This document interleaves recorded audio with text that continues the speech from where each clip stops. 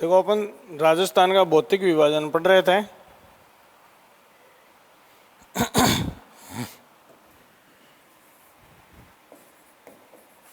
क्या पढ़ रहे थे? भौतिक विभाजन।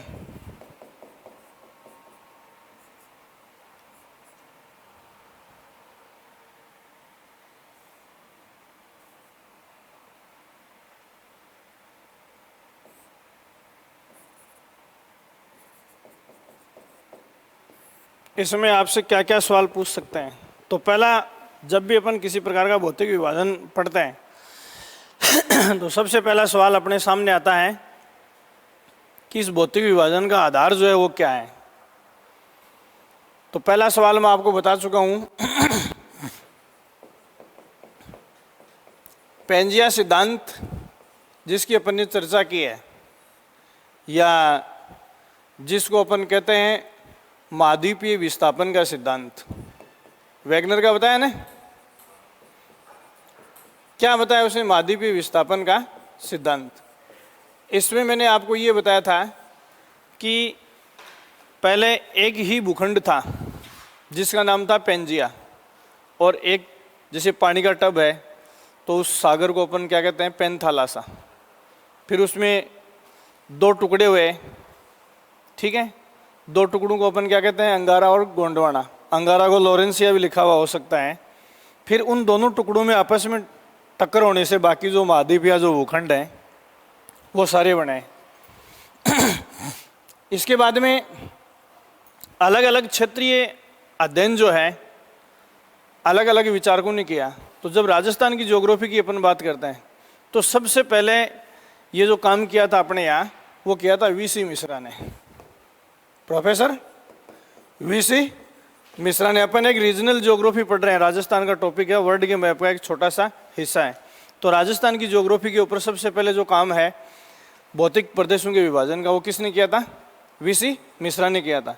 जबकि आज की डेट में अपन जो वर्गीकरण पढ़ते हैं, ये वर्गीकरण पढ़ते हैं सक्सेना का।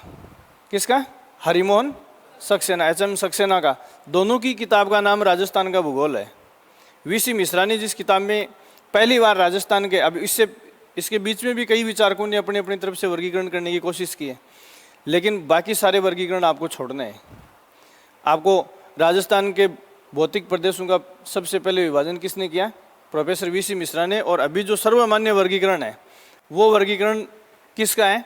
हरिमोहन सक्सेना का है। इसके अलावा जैसे कई बार क्या होता है, पेपर बनता है तो स्कूलिंग बुक्स पर जोर दे दिया जाता है। तो अपने राजस्थान के भूगोल पर जो स्कूलिंग बुक्स हैं, वो माध्यमिक शिक्षा बोर्ड के कोर्स में जो चलती हैं, राजस्थान पाठ्य पुस्तक मंडल की है, उसमें राजस्थान के भौतिक प्रदेशों का उल्लेख किया गया। तो कितने हैं? 5। अब जैसे मान लो कि वो चेंज क्यों आ जाता है? ये चेंज इसलिए आ जाता है, जैसे मेरे से किताब लिखवा रहे हैं तो मेरा विचार अलग है, तो मैं पहले से वीसी मिश्रा का वर्गीकरण, वीसी मिश्रा ने राजस्थान को कितने भौतिक प्रदेशों में बांटा था? 7 प्रदेशों में बांटा था। लेकिन फिर दोबारा फर्दर स्टडी इसकी हुई तो धीरे धीरे इन 7 में से कुछ इलाके ऐसे थे जो एक दूसरे से काफ़ी समानता रखने वाले थे। तो सिकुड़कर सक्सेना ने इनकी संख्या कितनी कर दी? 4 कर दी। अब जो लेटेस्ट वर्गीकरण आ रहा है, ये लेटेस्ट वर्गीकरण अब 5 में आने लग गया है। अब जैसे लेटेस्ट राजस्थान माध्यमिक शिक्षा बोर्ड के कोर्स की या पुस्तकों की अपन बात करें तो ये 5वां क्यों आ रहा है? वो 5वां इसलिए आ रहा है कि इंदिरा गांधी नहर परियोजना के बाद में जो राजस्थान के जो अर्ध शुष्क जिले हैं, उन अर्ध शुष्क जिलों में और पश्चिमी सीमावर्ती जिलों में बहुत फर्क आ गया है। पहले जब इंदिरा गांधी नहर परियोजना नहीं थी तो अरावली के उत्तर पश्चिम में जो 12 जिले थे उन सब की स्थिति क्या थी? एक जैसी थी।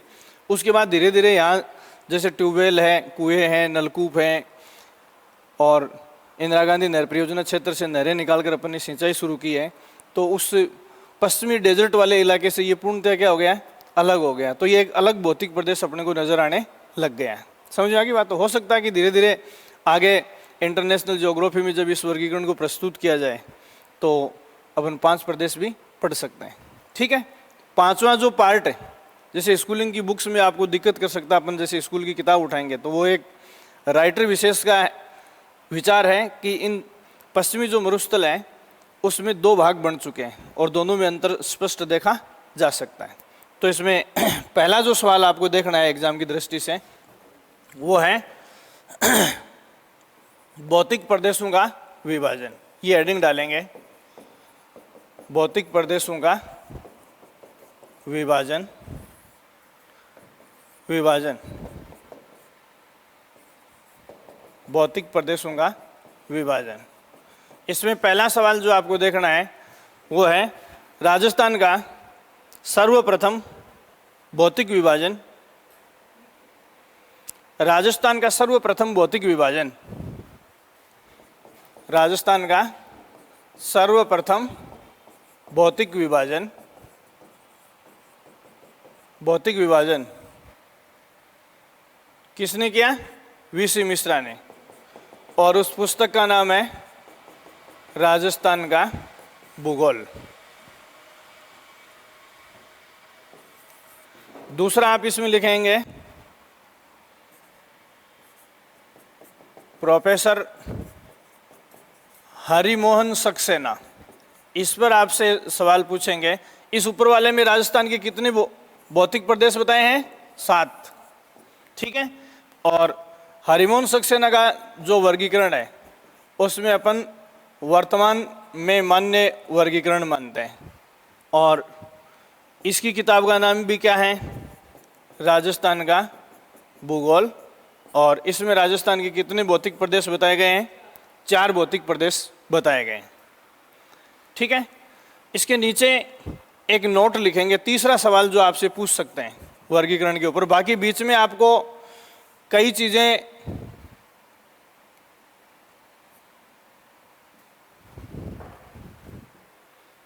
वर्गीकरण में कई नाम मिलेंगे आपको, तो उनको आपको ध्यान में नहीं रखना है। इसमें राजस्थान पाठ्य पुस्तक मंडल के, राजस्थान पाठ्य पुस्तक मंडल द्वारा प्रकाशित पुस्तकों में, राजस्थान पाठ्य पुस्तक मंडल द्वारा प्रकाशित पुस्तकों में राजस्थान के भौतिक प्रदेशों की संख्या 5 बताई जाती है।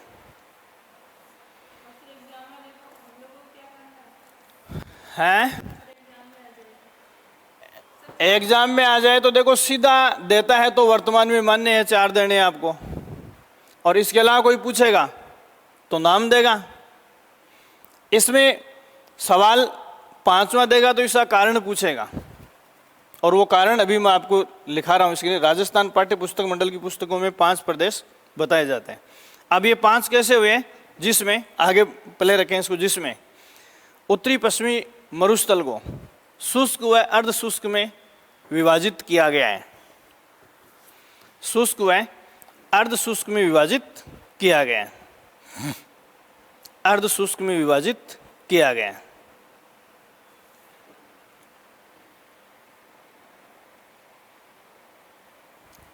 अर्ध शुष्क में विभाजित किया गया है। पहला सवाल विभाजन के हिसाब से, ठीक है। दूसरा सवाल आता है इसमें चारों प्रदेशों की उत्पत्ति। चारों प्रदेशों की उत्पत्ति। देखो, चारों प्रदेशों की उत्पत्ति के ऊपर आपसे जो सवाल पूछा जा सकता है वो क्या है? यहां पहला सवाल मैंने आपको बताया था कि इसको अपन शुरुआत जो है वो पेंजिया सिद्धांत से करते हैं। पेंजिया उस भूखंड का नाम है जो पहले एक गेंद के रूप में था, उसमें 2 टुकड़े होने से क्या हुआ था? तो पेंजिया सिद्धांत क्या कहता है? देखो, ये एक जल स्रोत है और इसके अंदर एक ही भूखंड था, ठीक है। इसको क्या नाम दिया गया? पेंजिया। और ये जो नीचे महासागर था, इसको ये सिद्धांत क्या नाम देता है? पेंथालासा। अब इस चीज को देखो वापस वहीं से जोड़ेंगे, थोड़ा सा आप एक बार वापस आइडिया लेंगे। मैंने आपको बताया था कि जैसे पूरी अपन किसकी बात करते हैं? पूरे ब्रह्मांड की अपन बात करते हैं, या अपन जैसे भूगोल में सौरमंडल को पढ़ते हैं उसकी अपन बात करें, तो मैंने आपको बताया था बिग बैंग सिद्धांत बताया था। सृष्टि की उत्पत्ति, ब्रह्मांड की उत्पत्ति को समझाने वाला सर्वमान्य सिद्धांत क्या है? बिग बैंग है, ठीक है। बिग बैंग सिद्धांत के अनुसार नेबुला नाम का तारा था, उसमें विस्फोट से क्या हुआ, महाद्वीप और महासागरों का निर्माण हुआ। और इनका ही नहीं, बाकी जैसे खगोलीय पिंड हैं, सूर्य, चांद, तारे, इन मतलब जो अपन बृहस्पति, शुक्र, शनि जो भी पढ़ते हैं इन सब का, तो उसमें टुकड़े होने से जो बड़े थे वो तो बन गए ग्रह, ठीक है। और उन्हीं ग्रहों में से एक बन गई पृथ्वी, और जिसका केंद्रीय भाग था सूर्य, इस सूर्य के आकर्षण शक्ति के कारण उसके चारों तरफ चक्कर लगाने लग गए। अब उन्हीं टुकड़ों में से एक क्या है, पृथ्वी है। उन्हीं टुकड़ों में से क्या है, पृथ्वी है। और यहाँ अपन देखो वो पूरे ब्रह्मांड की उत्पत्ति को बता रहा है। लेमेंत्रे की बिग बैंग थ्योरी जो है वो पूरी सृष्टि की उत्पत्ति को बता रहा है। और पेंजिया सिद्धांत का संबंध खाली किससे है, पृथ्वी से। पृथ्वी का मतलब मैंने आपको बताया महाद्वीप और महासागरों से। समझ में आ गई बात। तो ये पेंजिया सिद्धांत बता रहा है पृथ्वी की उत्पत्ति को, और वो किसको बता रहा है। तो अब जो टुकड़े किससे हुए, लेमेत्रे के बिग बैंग सिद्धांत के अनुसार हुए, उनमें से एक टुकड़ा पृथ्वी था, ठीक है। और अब इसके बारे में कौन बता रहा है, पेंजिया सिद्धांत बता रहा है। अब ये पेनथालासा सागर, महासागर, और इसके ऊपर ये भूखंड जो है वो क्या है, पेंजिया है। फिर इसमें दरारें पड़ने से इसके दो भाग हुए। क्या भाग हुए, दो भाग हुए ऐसे। ये ऊपर वाला उत्तरी हो गया, नीचे वाला दक्षिणी हो गया। इसको अपन कहते हैं अंगारा लैंड, ठीक है। और इसको अपन कहते हैं गोंडवाना लैंड, ठीक है। ये सिद्धांत जो है सिंपली क्या कहता है कि इसमें दो टुकड़े हुए, इसमें दरार हुई तो बीच में पानी आया, फिर दरार हुई तो क्या आएगा, जलराशि भरेगी। अब इस जलराशि से जो सागर बना इसको अपन क्या कहते हैं, टेथिस सागर कहते हैं। समझ आएगी ना बात। तो पहले लेमेत्रे का सिद्धांत बताया है, फिर पेंजिया थ्योरी बताई है। पेंजिया थ्योरी से अंगारा, टेथिस और गोंडवाना, ठीक है। अब मैं आपको चारों प्रदेशों की उत्पत्ति की बात कर रहा हूँ। तो चारों प्रदेशों की उत्पत्ति के बारे में आप ये देखेंगे कि इनमें से कौन से खंड का राजस्थान की भूगर्भ से संबंध है। तो देखो ये अंगारा लैंड या लॉरेंसिया, इससे तो वर्ल्ड का मैप अपन देखते हैं ना, तो उत्तरी भारत का हिस्सा और उसके ऊपर साइबेरिया, रूस, ये सब पड़ते हैं ना, वो किससे बने हैं, अंगारा या लॉरेंसिया लैंड से। उसको लॉरेंसियन प्रदेश के नाम से ही जानते हैं भूगोल में अपन। समझ में आ गई बात। तो यहाँ राजस्थान में जैसे अभी अपन बता रहे हैं कि ये जो मरुस्थल है ये टेथिस सागर का अवशेष है, और ये मरुस्थल मोस्ट उत्तर में है। तो अंगारा लैंड से निर्मित कोई भी पार्ट जो है वो राजस्थान के भूगर्भ में नहीं पाया जाता है।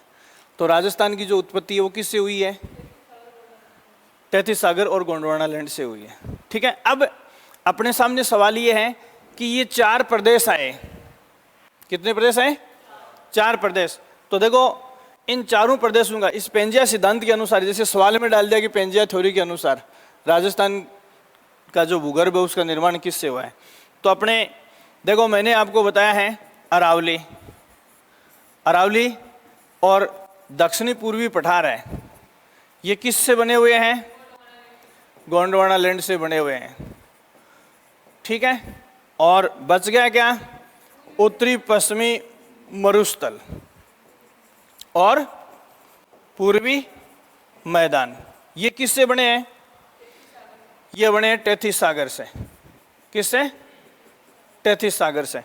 अब देखो कुल मिलाकर मैं आपको बताऊं कि राजस्थान का अगर परसेंटाइल के हिसाब से अपन देखें तो अरावली के पश्चिम में जो 12 जिले जिनको अपन रेगिस्तान में काउंट करते हैं वो 61 पॉइंट, पहले आपको मिलेगा 59%, 60%, 61% और अब 61.11%। ये मैंने आपको बता दिया कि इस मरुस्थल का क्या होता जा रहा है, विस्तार होता जा रहा है।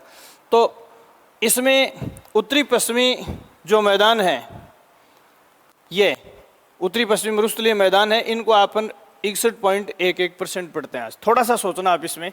इसके अलावा जो पूर्वी मैदान हैं उन मैदानों को अपन राजस्थान के क्षेत्रफल में लगभग 23% के आसपास पढ़ते हैं। कितना परसेंट, 23%। थोड़ा सा आइडिया लेना आपको। तो 61 और 23 कितने हो गए, 84.11% हो गया ना। ये देखो राजस्थान की अधिकांश भूगर्भीय चट्टानें 84.11% राजस्थान का भूखंड किससे बना हुआ है, टेथिस सागर से। तो देखो संपूर्ण राजस्थान टेथिस सागर से नहीं बना हुआ है, लेकिन राजस्थान का अधिकांश हिस्सा जो है वो किससे बना हुआ है। अब देखो पठार है, हाड़ौती जो विंध्यन पठार का पार्ट है वो 7% से भी कम है, 7.5% के आसपास राजस्थान का भौगोलिक क्षेत्रफल कवर करता है। इसके अलावा 9% के आसपास जो भौगोलिक क्षेत्रफल है वो कौन करता है, समझ आ गई बात। तो 7 और 9 कितने हो गए, 16, ये 84 ये हो ही गया। तो मात्र 16% के आसपास भौगोलिक क्षेत्रफल है, ठीक है, वो किससे बनेगा, गोंडवाना लैंड से, ठीक है, समझ में आ गई बात। तो राजस्थान में जो पथरीला इलाका है, चाहे वो पहाड़ है या पठार है, वो तो किससे बना है, गोंडवाना लैंड से। और जो रेतीला चाहे मैदान है चाहे रेगिस्तान है, ये दोनों किससे बने हैं, ठीक है। तो टेथिस सागर से राजस्थान के कितने % भौतिक प्रदेश का निर्माण हुआ है, 84.11% भौतिक प्रदेश का, या 84 मान सकते हैं अपन राउंड फिगर में, और ये 16 मान सकते हैं। तो अधिकांश है, भारत की बात करें तो ऊपर हिमालय का क्षेत्रफल सारा कैलकुलेट करना पड़ेगा अपने को। पहले भारत का भौतिक विभाजन करना पड़ेगा, फिर उनको आपको कैलकुलेट, जैसे ये डाटा आपको नहीं मिलेगा, किसी किताब में पढ़ा है क्या आज तक, लेकिन थोड़ा सा एक्सपेरिमेंट आगे जो होता है भाई, चीज़ वही होती है, उसको बदल के पूछ लेते हैं। अब जैसे आपसे सीधा पूछा जाए कि राज्य में टेथिस सागर के अवशेषों पर निर्मित भौतिक प्रदेशों का क्षेत्रफल है, इसका मतलब ये है कि आपसे दोनों जोड़कर पूछ लिया, क्या, मरुस्थल और मैदान, या गोंडवाना लैंड से निर्मित जो भौगोलिक प्रदेश है उसका योगदान कितना है, लगभग 16%। समझ में आ गई बात। तो ये चीज़ आपको ध्यान में रखनी। या फिर जैसे चारों प्रदेशों की उत्पत्ति, तो इनमें से जो पथरीला इलाका है उसकी उत्पत्ति किससे है, गोंडवाना लैंड से, और जो रेतीला उसकी उत्पत्ति किससे है, टेथिस सागर से। समझ में आ गई बात। तो इसमें लिखो, ये ऊपर वाली वही बात है, तो इसमें केवल इतना ही लिख के छोड़ दो, पेंजिया सिद्धांत के अनुसार। और पेंजिया सिद्धांत किसकी बात करता है, पेंजिया सिद्धांत अंगारा लैंड, टेथिस सागर और गोंडवाना लैंड, इनकी बात करता है पेंजिया सिद्धांत के अनुसार। इसका मतलब ये है कि इनके हिसाब से राज्य के चट्टानें कैसे बनी है, पेंजिया सिद्धांत के अनुसार। और डैश करके पहला सवाल सीधा यही लिख लो आप, अरावली व दक्षिणी पूर्वी पठार, अरावली व दक्षिणी पूर्वी पठार, अरावली व दक्षिणी पूर्वी पठार, अरावली व दक्षिणी पूर्वी पठार किससे बना है, गोंडवाना लैंड से, गोंडवाना लैंड से। और दूसरा है उत्तरी पश्चिमी मरुस्थल व पूर्वी मैदान, उत्तरी पश्चिमी मरुस्थल व पूर्वी मैदान, उत्तरी पश्चिमी मरुस्थल व पूर्वी मैदान, ये किससे बने हैं, टेथिस सागर से, ठीक है।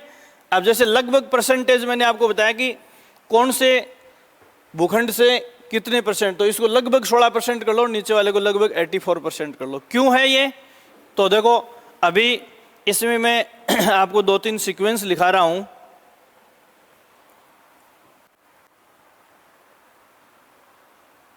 क्या है, देखो पहला है बनने का क्रम, इन चारों भौतिक प्रदेशों के बनने का क्रम। मतलब इससे कैसा सवाल पूछ सकते हैं, इन चारों प्रदेशों में से नवीनतम प्रदेश है, प्राचीनतम प्रदेश है, समझ गए ना आप। तो सबसे पहले कौन सा बना, सबसे पहले अरावली पर्वतमाला बनी, अरावली पर्वतमाला के बाद में दक्षिणी पूर्वी पठार बना, उसके बाद में पूर्वी मैदान बने, और उसके बाद में उत्तरी पश्चिमी मरुस्थल बने, उत्तरी पश्चिमी मरुस्थल बने।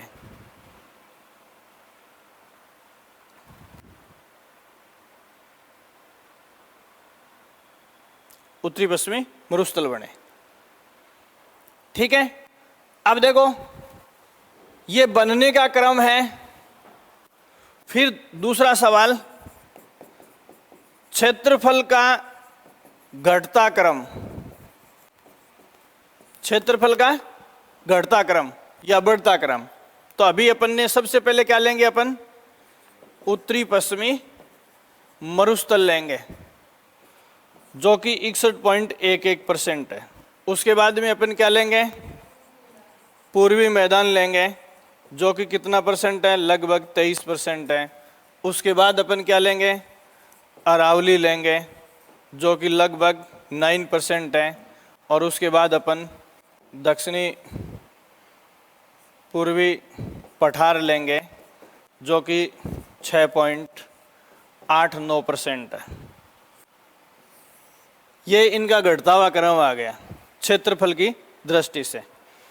अब अगर यदि अपन पॉपुलेशन की बात करें,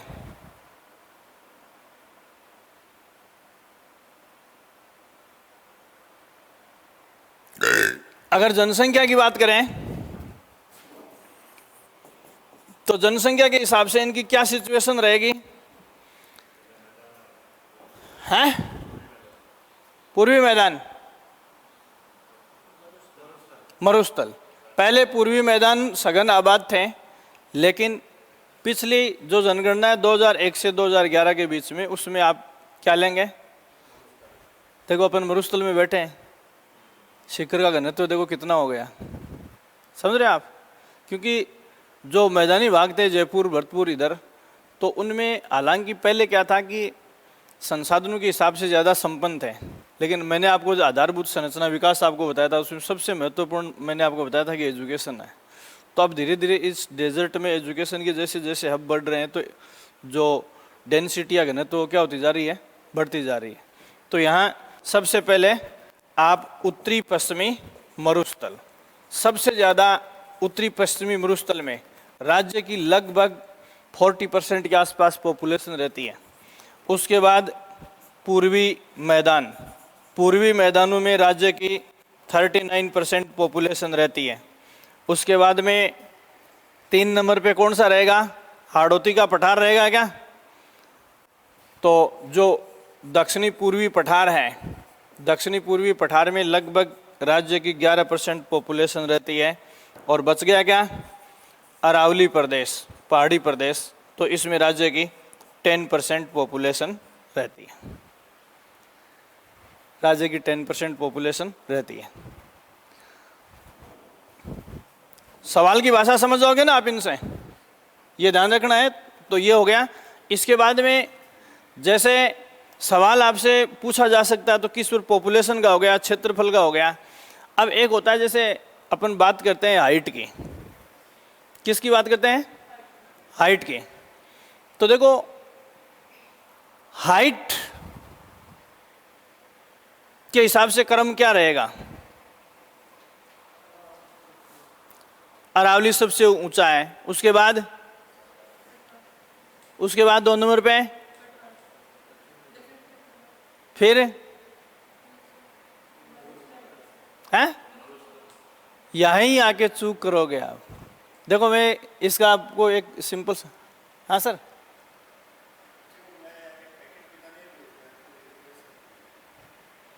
अच्छा इस बार हमारे वाले नहीं आए क्या, अब आएंगे, ठीक, ठीक सर, ठीक है।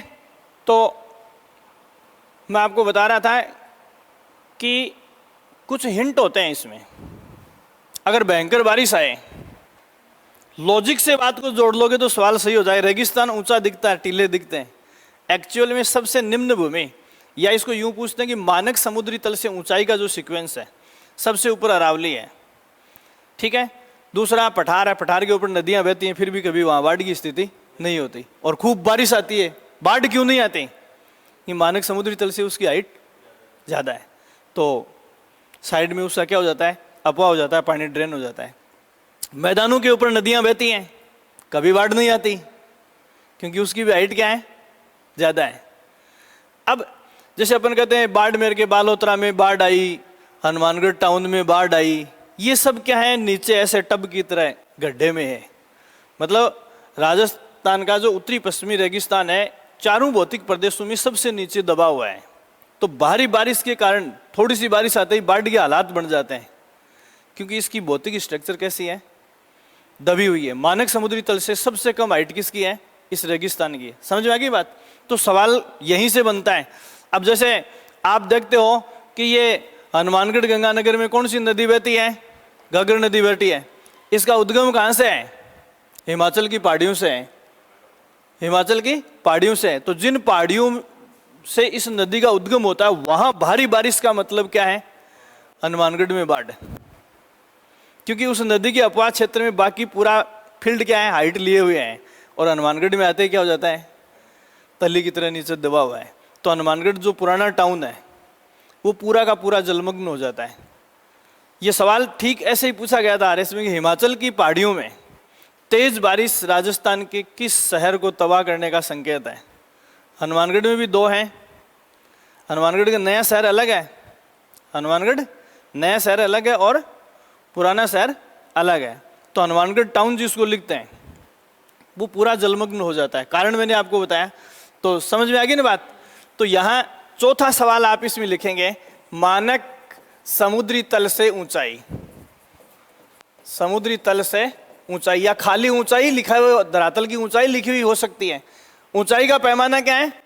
मानक समुद्री तल होता है हमेशा समुद्र तल के स्टैंडर्ड से। तो सबसे ऊपर कौन है? सबसे ऊपर है अरावली प्रदेश। उसके बाद 2 नंबर पे कौन है? पठार है। उसके बाद 3 नंबर पे कौन है? हैं?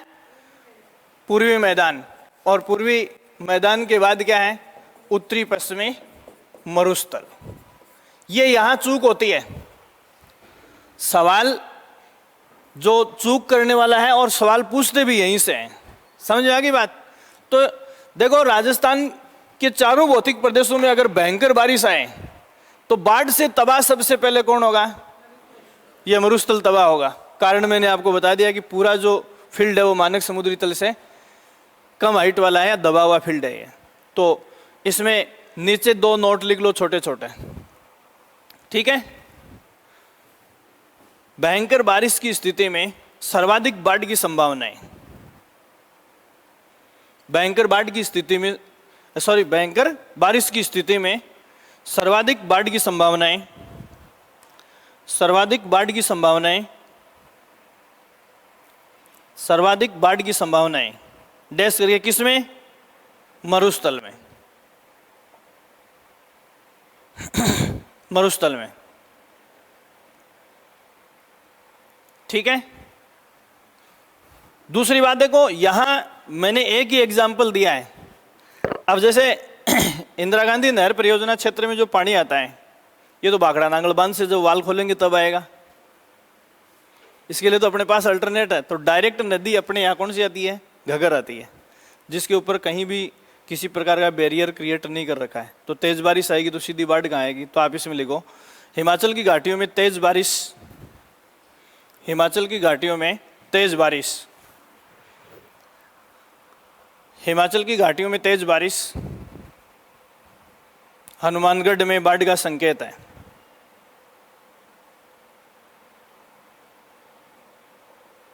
हनुमानगढ़ में बाढ़ का संकेत है।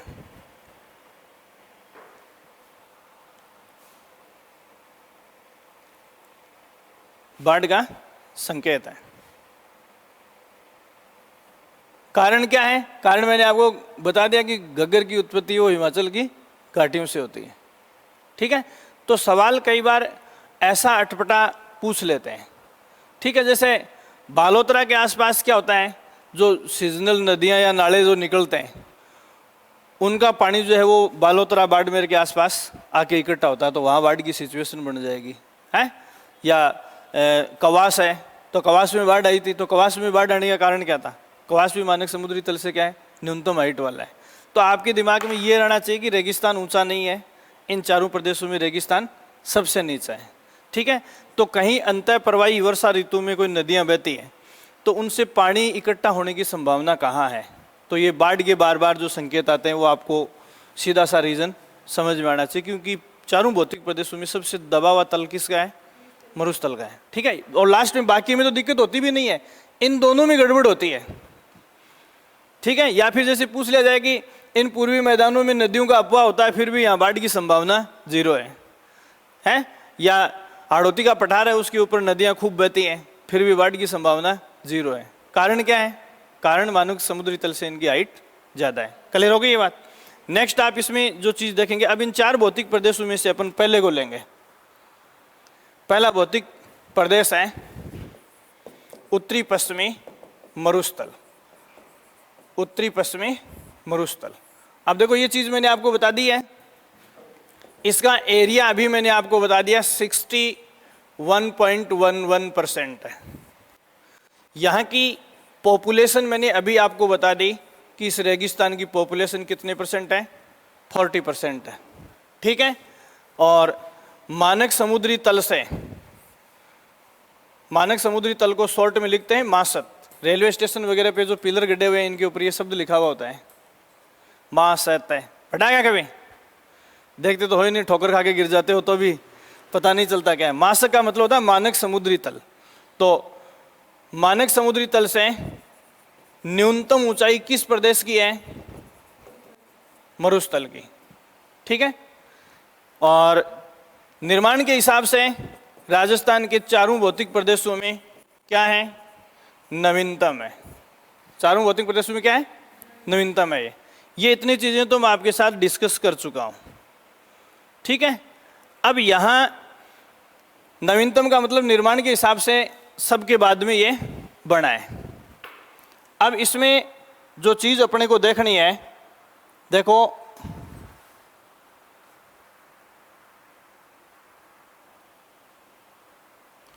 अरावली की जो पर्वत श्रेणी आपने देखी ऐसे, उसके पश्चिमी जो भाग है, उत्तरी पश्चिमी जो भाग है, उस उत्तरी पश्चिमी भाग में अपन इस मरुस्थल को अध्ययन करते हैं।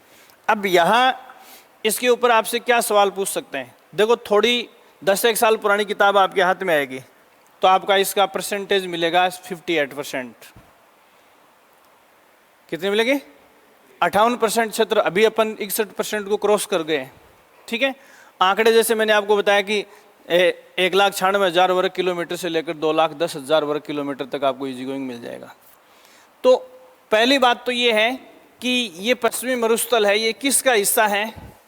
थार के मरुस्थल का हिस्सा है, ठीक है। अब थार के मरुस्थल का जो हिस्सा भारत में पाया जाता है, थार के मरुस्थल का जो हिस्सा भारत में पाया जाता है, उस भाग को अपन कहते हैं the great Indian desert, Bharat का महान मरुस्थल।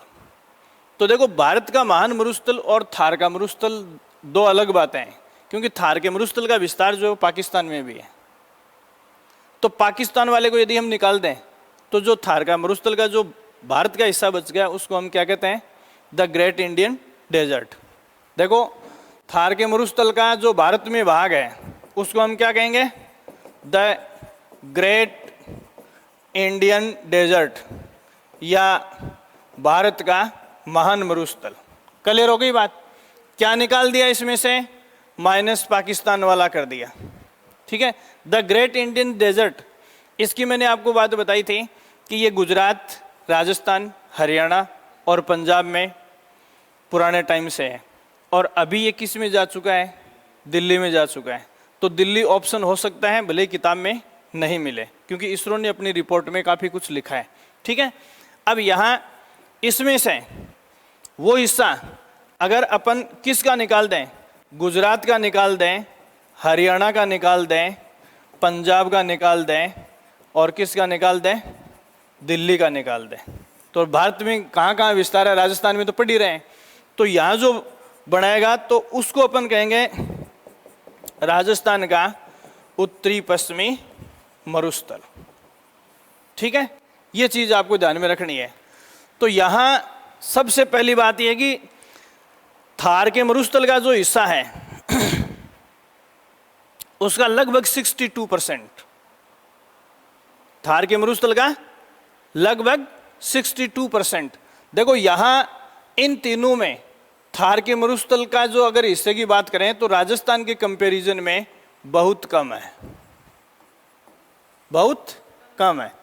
तो देखो 4 और 1 5 पार्टनर हो गए राजस्थान सहित इस डेजर्ट के भारत में, तो उनमें 62% के आसपास जो डेजर्ट है वो किस में निहित है? राजस्थान में निहित है। तो आप इसमें पहला सवाल जो है वो लिखोगे थार का 62%। अगर थार का 62% है तो भारत में जो है उसका तो करीब करीब ही हो गया। भाई यहाँ इनका बहुत कम है, थार का 62 है, तो थार का विस्तार तो पाकिस्तान में भी है। तो ये लगभग अप्रोक्सीमेट एग्जैक्ट डाटा हमारे पास उपलब्ध नहीं है, फिर भी लगभग 85 to 90% के बीच में जो ये डेजर्ट है भारत वाले डेजर्ट का, वो किस में है? राजस्थान में है। ठीक है। दूसरी बात, यहां देखो मिट्टी जो होती है ना, मिट्टी के टाइप आगे अपन पढ़ेंगे। ठीक है। तो एंटीसोल मृदा जो होती है, एंटीसोल मिट्टी किसको कहते हैं? रेतीली बलुई, जिसको अपन बालू रेत बोलते हैं ना, ये लेटेस्ट मिट्टी होती है। समझ गए आप? जैसे मैंने आपको बताया कि पत्थर में रासायनिक, जैविक या किसी टेम्परेचर रिलेटेड किसी भी प्रकार की क्रिया से ये क्या होता है, घर्षण से कैसे भी दाने अलग हो जाते हैं। तो पत्थर के दाने की तरह बिल्कुल ऐसे मोटे मोटे होते हैं। इसमें किसी प्रकार के जीवाश्म जो है वो ताज़ा बनती है तब बहुत कम होते हैं। तो मिट्टियों में सबसे तरुण, सबसे ताज़ा, नवीनतम मिट्टी का जो टाइप माना जाता है वो क्या है? एंटीसोल। पत्थर के घिसते ये बनती है। तो ये ब्लूई रेतीली मृदा का जो डेजर्ट है, या फिर यूँ कह सकते हैं कि इस डेजर्ट का निर्माण किस प्रकार की रेत से हुआ है? एंटीसोल से। समझ में आ गई बात? और एंटीसोल मिट्टी से बना हुआ है, इसीलिए इसे युवा मरुस्थल कहते हैं। अब भी मतलब इसका निर्माण क्या है?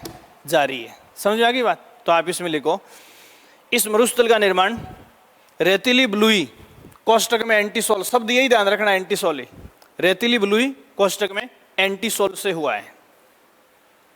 एंटीसोल से हुआ है, एंटीसोल से हुआ है।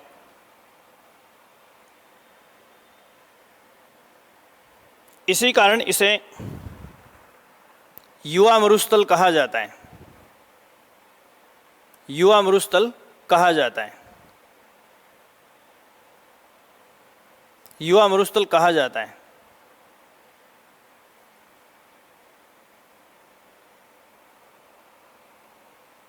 युवा मरुस्थल कहा जाता है।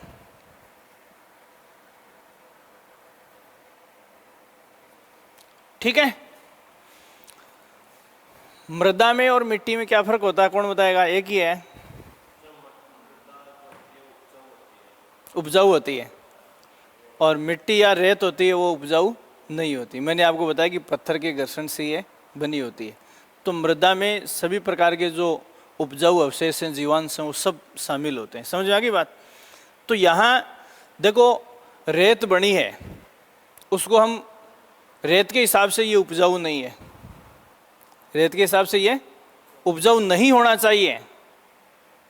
बात सुनना, रेत के हिसाब से ये उपजाऊ नहीं होना चाहिए। लेकिन जिन चट्टानों से यहाँ की रेत बनी है, सोचने वाली चीज, जिन चट्टानों से यहाँ की रेत बनी है, वो रेत कैसी चट्टानों से बनी है? अवसादी चट्टानों से बनी है। इसका मतलब ऑलरेडी उस रेत में न्यूट्रिएंट्स हैं। समझ गए आप? इसीलिए नहीं तो जैसे ताज़ा मिट्टी से जो रेगिस्तान बने होते हैं वो बिल्कुल भी उपजाऊ नहीं होते हैं। लेकिन इस यहाँ की जो रेत बनी है वो अवसादी चट्टानों से बनी है। अवसादी चट्टानों का मतलब है कि उनमें जीवांश पहले से मौजूद है। इसीलिए दुनिया के जितने रेगिस्तान हैं उनमें सबसे आबाद और सबसे उपजाऊ रेगिस्तान कहते हैं इसको। ठीक है ना? तो इस सेंटेंस को थोड़ा आगे बढ़ाओगे, इस रेगिस्तान की चट्टानें अवसादी हैं।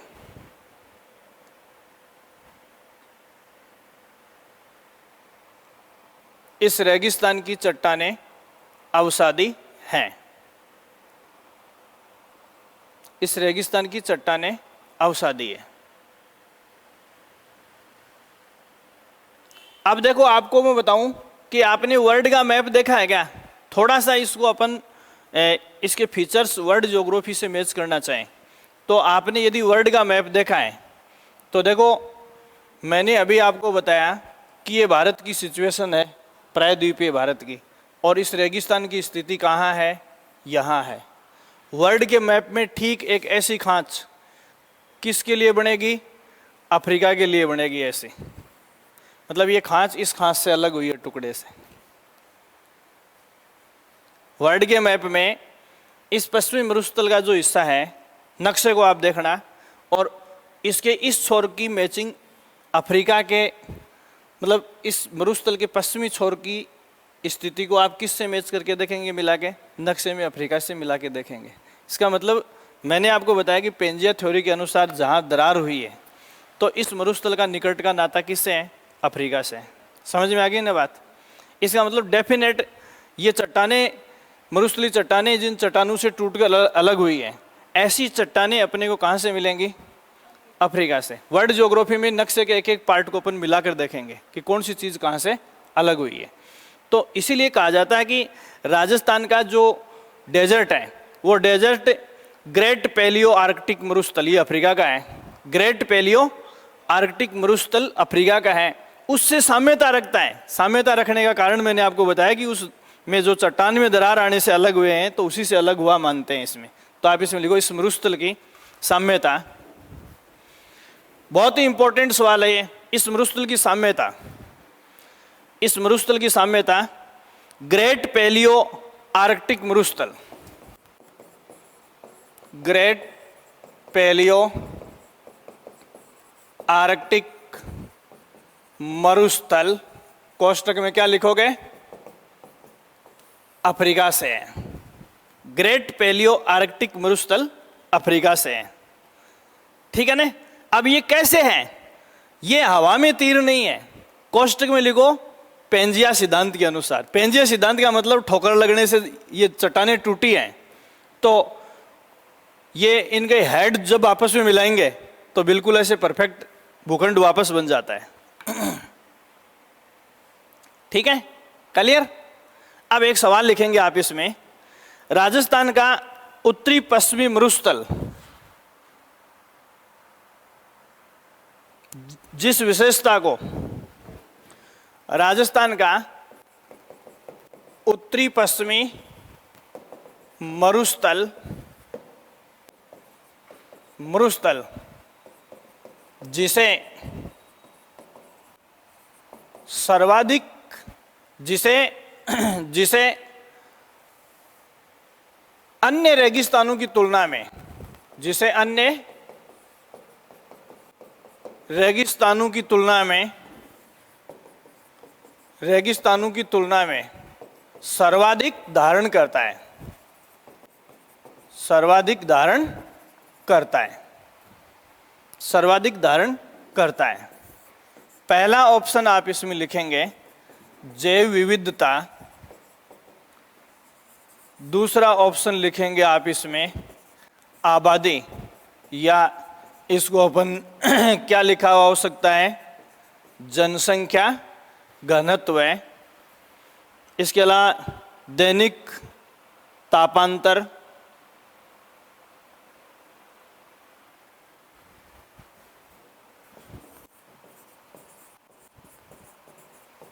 दैनिक तापांतर, और चौथा आप लिखेंगे उपर्युक्त सभी।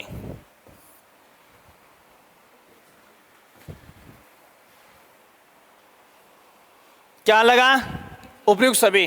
देखो सर्वाधिक जैव विविधता, तो दुनिया के जितने मरुस्थल हैं उन सभी मरुस्थलों में सबसे ज्यादा जीव जातियां, सबसे ज्यादा जीव जातियां दुनिया के जिस मरुस्थल में पाई जाती हैं वो अपना, चाहे थार का मरुस्थल बोल दो, चाहे ग्रेट इंडियन डेजर्ट बोल दो, और चाहे आप राजस्थान का उत्तरी पश्चिमी मरुस्थल बोल दो। वर्ल्ड ज्योग्राफी में अपन इसको थार का मरुस्थल कहेंगे, इंडियन ज्योग्राफी में इसी को अपन द ग्रेट इंडियन डेजर्ट कहेंगे, और राजस्थान के भूगोल में इसको अपन उत्तरी पश्चिमी मरुस्थल कहेंगे राजस्थान का। ठीक है ना, वो मैंने रीजन आपको बता दिया। दूसरा देखो, आबादी की बात करें तो प्रति वर्ग किलोमीटर 103 लोग इसमें रहते हैं। ठीक है, जैसे जैसलमेर में आप 10-15 आदमी प्रति वर्ग किलोमीटर पढ़ते हो, फिर भी पूरे डेजर्ट का यदि ऑल ओवर अपन निकालें तो कितना है, 103 व्यक्ति प्रति वर्ग किलोमीटर के हिसाब से इसमें रहते हैं। दूसरी बात है, अपन यदि इसमें दैनिक तापांतर की बात करें तो देखो दैनिक तापांतर किसका ज्यादा होता है, तो देखो दैनिक तापांतर का मतलब होता है दिन में अधिकतम, पूरे दिन में जिस वक्त अधिकतम टेम्परेचर होता है वो, और रात को न्यूनतम टेम्परेचर, उन दोनों को जोड़कर 2 का भाग देके औसत निकाल के हम क्या निकालते हैं, दिन का औसत ताप निकालते हैं। और तापांतर रात के न्यूनतम और दिन के अधिकतम टेम्परेचर में जो अंतर है वो क्या है, दैनिक तापांतर है। जैसे मैंने आपको बताया था कि चूरू सबसे ज़्यादा गर्म है, सबसे ज़्यादा ठंडा है, इसका मतलब दैनिक तापांतर सबसे ज़्यादा किसका है, चूरू का है। तो यहाँ देखो ऐसी सिचुएशन, अभी मैंने आपको बताया कि इसकी विशेषताएं जो हैं वो अफ्रीकी चट्टानों से मैच करती है।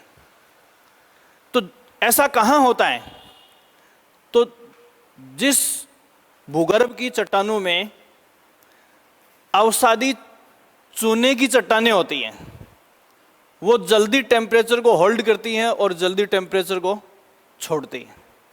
मतलब चूने की चट्टान जितनी जल्दी टेम्परेचर के मामले में परिवर्तन दर्शाती है, उतना जल्दी टेम्परेचर कोई सी चट्टान भी नहीं दर्शाती है। समझ में आई क्या बात?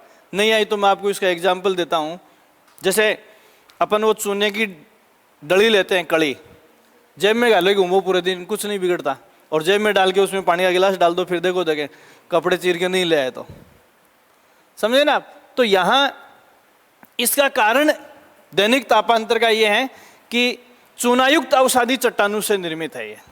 अभी मैंने आपको बताया कि थोड़ी देर पहले बताया था कि अवसादी चट्टानों से निर्मित है, इसलिए उपजाऊ है। इसमें आप चौथा ऑप्शन और भी लिख सकते हो, सर्वाधिक उपजाऊ, और इसको 5वां बना लो। दुनिया में सर्वाधिक जो उपजाऊ रेगिस्तान है। अब उपजाऊ क्यों है इसका मैंने आपको बता दिया। उपजाऊ होने का कारण है कि यहाँ की चट्टानें कैसी हैं, अवसादी हैं। अवसादी है इसका मतलब इनमें जीवांश हैं। अवसादी है इसका मतलब क्या, इनमें जीवांश हैं, ठीक है।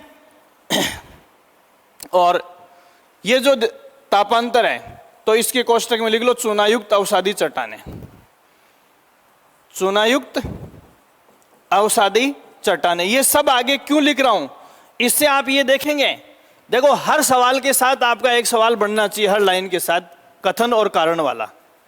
समझ में आ गई क्या बात? जैसे कथन में दे दिया कि दुनिया के सभी मरुस्थलों में, दुनिया के सभी मरुस्थलों में सर्वाधिक दैनिक तापांतर वाला मरुस्थल थार का, ग्रेट इंडियन या राजस्थान का उत्तरी पश्चिमी मरुस्थल, क्योंकि अधिकांश राजस्थान में ही है, ठीक है। और कारण में दे दिया कि यहाँ की चट्टानें चूनायुक्त अवसादी चट्टानें, तो ये रीजन बता रहा है इसको। तो कथन और कारण दोनों सही हैं तथा कारण कथन की सही व्याख्या करता है, सही, ठीक है। या फिर जैसे थार का मरुस्थल दुनिया का सबसे उपजाऊ मरुस्थल है, क्योंकि यहाँ की चट्टानें कैसी हैं, अवसादी चट्टानें। अवसादी चट्टानों से जो रेत बनेगी वो क्या होगी, फर्टाइल होगी, उपजाऊ होगी। समझ गए आप?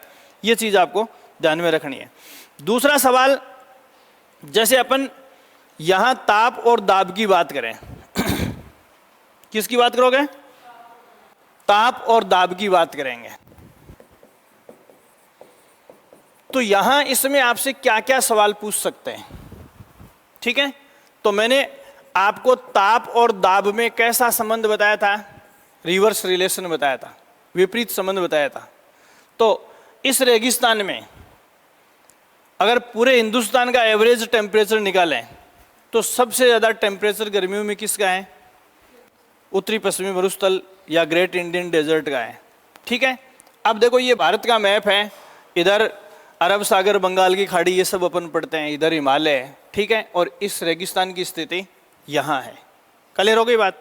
यहाँ टेम्परेचर क्या है, उच्च है, इसका मतलब प्रेशर क्या है, निम्न है।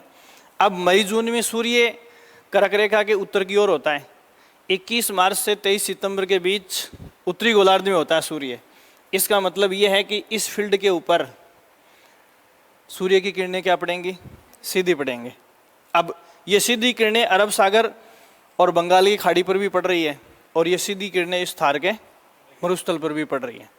अब मैंने आपको बताया कि पानी में अधिकतम 1 डिग्री सेंटीग्रेड का फर्क पड़ सकता है, लेकिन रेत में 50 डिग्री सेंटीग्रेड का फर्क पड़ सकता है। तो गर्मियों में ये रेगिस्तान क्या होगा, यहाँ का टेम्परेचर बढ़ेगा तो दाब क्या होगा, कम होगा। धूप यहाँ भी है, धूप यहाँ भी है, यहाँ जो धूप पड़ेगी उससे पानी भाप बनकर उठेगा, ठीक है। और यहाँ क्या होगा, टेम्परेचर बढ़ने से दाब कम होगा, तो इस भाप का स्लोप जो है वो इधर हो जाता है। और भाप क्या है? बरसाती बादल है।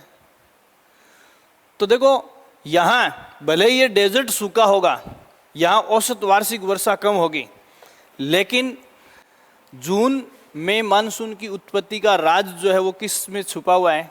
इस डेजर्ट में। ठीक है। हालांकि अब देखो दाब सीधा यहां कम हो रहा है तो बारिश यहीं होनी चाहिए, लेकिन भौतिक संरचनाएं जैसे अरावली है, पेड़ पौधों की स्थिति है, हवाओं की डायरेक्शन है, ये सारी चीजें जो हैं वो इसको प्रभावित करती हैं। इसलिए इस डेजर्ट में अब अरावली है तो बादल इधर से आएंगे, अब अरावली की दिशा ये हो गई, पानी यहाँ से उठेगा, पानी यहाँ से उठेगा, तो अधिकांश जो है वो इसके पैरेलल म्यांमार की तरफ बढ़ जाती हैं। और देखो राजस्थान में पिछली एक शताब्दी का अपन एवरेज निकालें तो अपने यहाँ मानसून जो है ये यहाँ से म्यांमार की पहाड़ियों की दिशा ये है, हिमालय की पहाड़ियों की दिशा ये है, अरावली की दिशा ये है।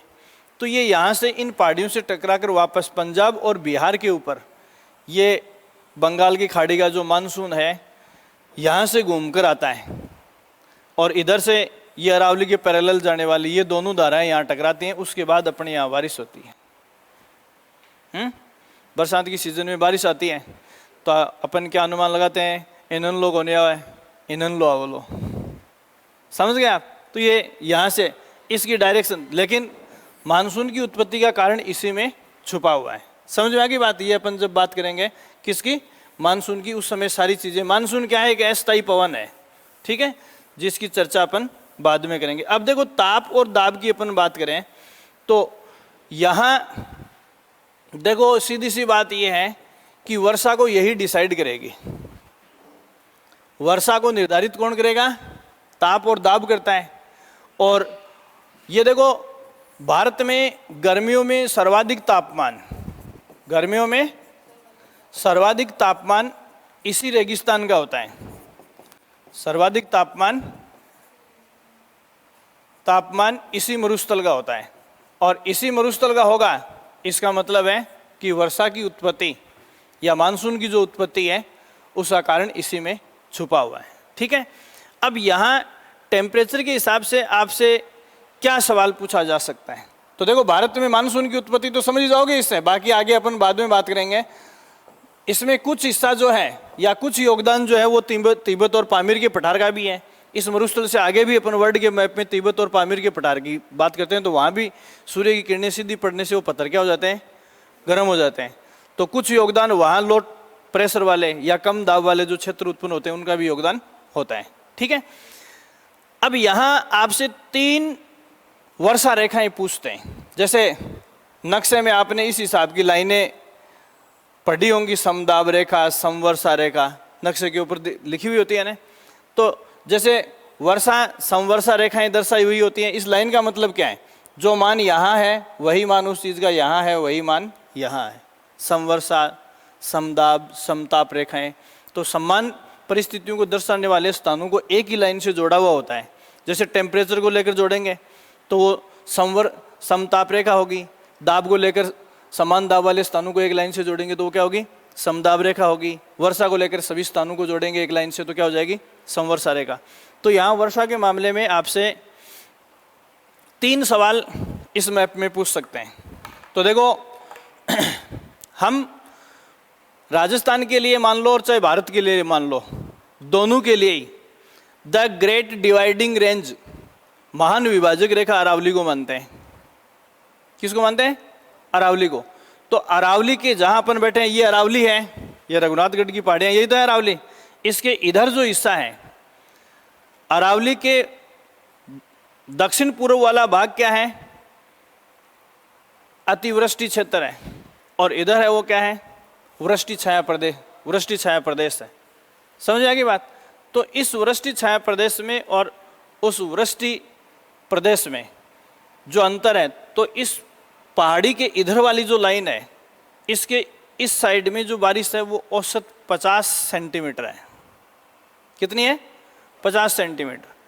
और उधर जो है वो ज़्यादा है। जैसे हाड़ौती में अपन कितनी पढ़ते हैं? 50 से ऊपर कितने पड़ते हैं? अरे 1100 सेंटीमीटर तक पड़ते हैं अपन। किस में? हाड़ौती में, जहाँ कोटा बूंदी झालावाड़ है उधर एवरेज बारिश वर्षा खूब पड़ते हैं, और अपने यहाँ एवरेज कितनी पड़ रही है इस रेगिस्तान में? 50। तो देखो अरावली के दक्षिण पश्चिम में जो समवर्षा रेखा है वो कितनी सेंटीमीटर को दर्शाती है? 50 सेंटीमीटर को। 50 सेंटीमीटर को 1 सेंटीमीटर में कितने mm होते हैं? 10। ये ध्यान रखना। तो 50 सेंटीमीटर का कितना हो गया? 500 मिलीमीटर। तो चाहे तो 500 मिलीमीटर लिखे चाहे 50 सेंटीमीटर लिखे। ये अरावली है और ये इधर जो 12 जिले हैं इनमें ये जो लाइन है अरावली के पैरेलल जो समवर्षा रेखा खींचेंगे, ये समवर्षा रेखा किसको बताएगी? 50 सेंटीमीटर को। इसका मतलब ये है कि इधर औसत 50 है, पाकिस्तान से बॉर्डर से लेकर हम इस अरावली तक की एवरेज बारिश को निकालेंगे तो कितनी आएगी? 50 सेंटीमीटर आएगी। ठीक है। इसके बाद में इस मरुस्थल को मैंने आपको बताया कि आधुनिक भूगोलवेता है वो 2 भागों में बांटते हैं। जो पाकिस्तान के बॉर्डर से चिपका हुआ उसको परफेक्ट शुष्क मरुस्थल बोलते हैं, एरिड सैंडी डेजर्ट, शुष्क रेतीला मरुस्थल। और अपन जिसमें बैठे हैं इसको अर्ध शुष्क, जहाँ सिंचाई के साधन हैं अपने पास, नमी लिए हुए हैं। तो यहाँ इनको यदि अपन देखें तो ये देखो पाकिस्तान के बॉर्डर वाले जिलों को अपन इस हिसाब से एक लाइन से निकाला जाएगा तो ये ऊपर बॉर्डर के पास वाले आ जाएंगे। तो यहाँ ये जो रेखा है ये 25 सेंटीमीटर मीन्स 250 मिलीमीटर औसत वार्षिक वर्षा। ये किसको? इधर शुष्क रेतीला मरुस्थल है और इधर अर्ध शुष्क। अर्ध शुष्क के लिए मैंने आपको क्या शब्द बताया है? बांगड़ प्रदेश। और ये सैंडी या रेतीला जो है शुष्क मरुस्थल है। तो देखो 50 सेंटीमीटर जो औसत वार्षिक वर्षा रेखा है वो तो अरावली रेंज को रेगिस्तान से अलग करती है। फिर रेगिस्तान को अपन 2 भागों में बांटते हैं। रेगिस्तान को 2 भागों में बांटते हैं। तो बांगड़ या अर्ध शुष्क मरुस्थल और रेतीले शुष्क मरुस्थल को जो विभाजित करने वाली वर्षा रेखा वो कौन सी है? 25 सेंटीमीटर या 250 मिलीमीटर है। क्लियर होगी ये बात। इसके बाद में तीसरा सवाल आपसे जो पूछ सकते हैं वो है कि भारत और पाकिस्तान का जो डेजर्ट है उन दोनों को अलग करने वाली जो रेखा है वो कौन सी है? 10 सेंटीमीटर। फिर पाकिस्तान को आप दुनिया में नहरों का सबसे बड़ा जाल किस में है? पाकिस्तान में।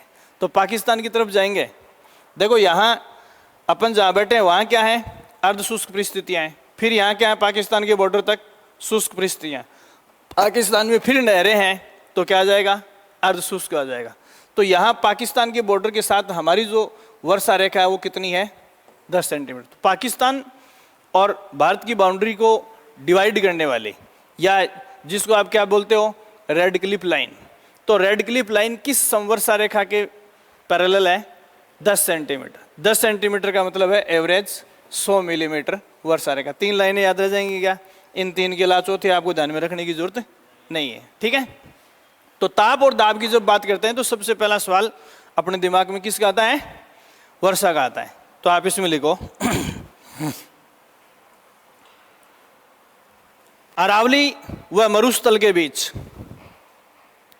ये तीनों चीजें आपको एक साथ ध्यान में रखनी है। अरावली व मरुस्थल के बीच, अरावली व मरुस्थल के बीच वर्षा रेखा और डैश करके 50 सेंटीमीटर वर्षा रेखा।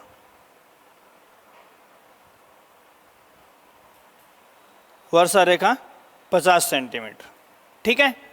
फिर थोड़ा आगे जाएंगे तो ये मरुस्थल 2 भागों में विभक्त होगा। तो इसमें शुष्क व अर्ध शुष्क मरुस्थल के मध्य, शुष्क व अर्ध शुष्क मरुस्थल के मध्य विभाजक वर्षा रेखा, विभाजक वर्षा रेखा, विभाजक वर्षा रेखा कितनी है? 25 सेंटीमीटर। मिलीमीटर में लिखे तो आप 1 जीरो और लगा देना। और तीसरा लिखो भारत पाक सीमा को विभाजित करने वाली वर्षा रेखा, भारत पाक सीमा को विभाजित करने वाली वर्षा रेखा। वर्षा रेखा, इसमें क्या लिखोगे? 10 सेंटीमीटर। ये 3 सवाल हैं। अब कंफ्यूज नहीं होना आपको, तीनों सीक्वेंस में मैंने आपको बता दें इस डेजर्ट में। बाकी और कोई वर्षा रेखा आपसे पूछने की संभावना है नहीं, बाकी किसी प्रदेश से, सिर्फ इस रेगिस्तान में। अब देखो, मैंने आपको बताया कि अभी जो रेसेंट बुक्स आ रही हैं उनमें धीरे धीरे राजस्थान के कितने भौतिक प्रदेश आने लग गए हैं? 5। बदलाव का कारण मैंने आपको बता दिया कि हमने इस डेजर्ट में बहुत सारे प्रयोग कर लिए हैं और वो प्रयोग जो हैं वो सफल भी रहे हैं। और पश्चिमी मरुस्थल की बजाय जो बीच का अरावली और जहाँ अपन बैठे हैं इसमें बहुत ज़्यादा चेंज या बदलाव आ रहे हैं। तो यहाँ कृषि की तकनीकें देखो, लगता क्या कोई चीज़ रेगिस्तानी है यहाँ है? अगला देखो, इसमें सवाल जो आता है वो ये आता है कि यहाँ की जो स्ट्रक्चर है इस रेगिस्तान की, पूरी रेगिस्तान की, चाहे अपन पश्चिमी रेगिस्तान की बात करें तो यहाँ का जो मरुस्थल है, दुनिया के जितने सैंडी मरुस्थल हैं वो सारे नंगे हैं।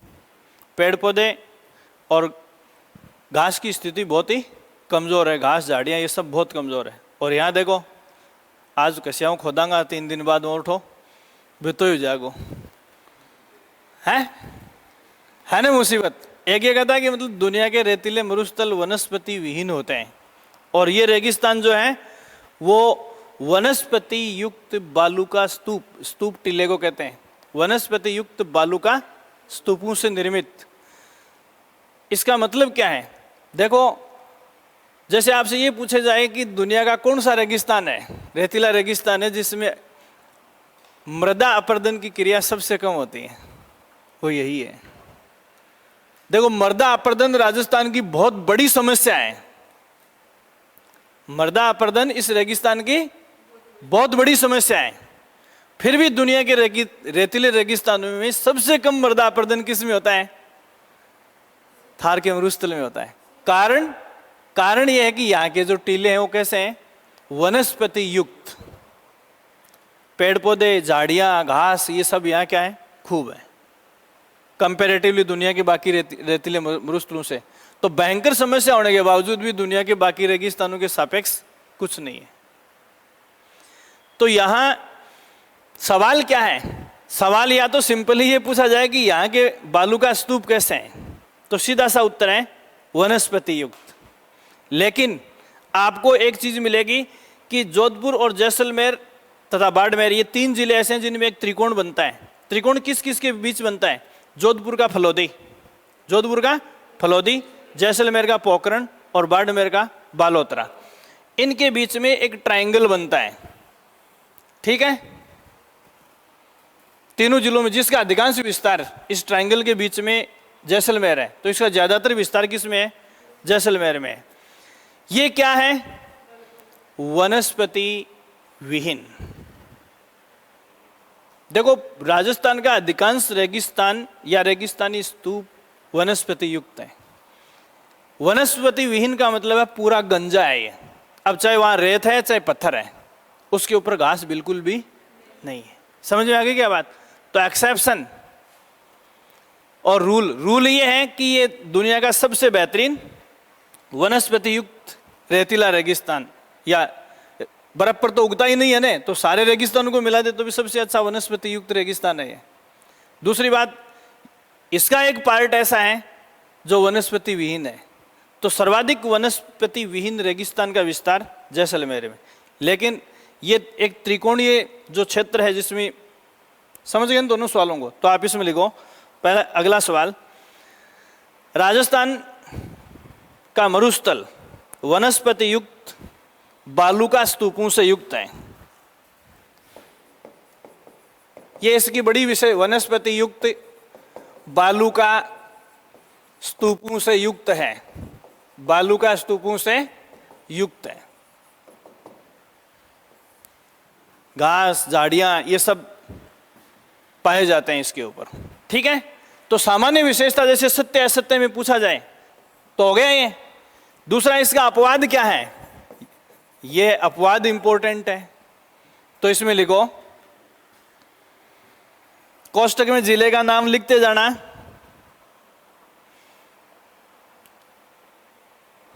फलोदी जोधपुर, कोष्टक में जोधपुर लिख लेना, फलोदी जोधपुर, कौमा पोखरण जैसलमेर, पोखरण जैसलमेर तथा बालोतरा बाड़मेर के बीच के त्रिकोणीय क्षेत्र में, वनस्पति विहीन बालू का स्तूप है।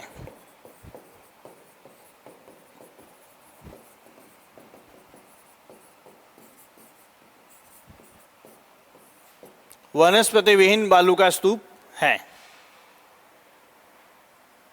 ठीक है,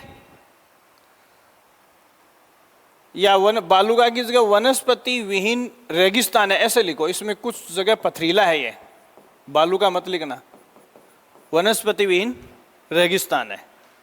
जो हमादा टाइप का बताया ना चट्टानी मरुस्थल, वो है यहां। ठीक है, जिसका सर्वाधिक विस्तार जैसलमेर जिले में है, जिसका सर्वाधिक विस्तार जैसलमेर जिले में है।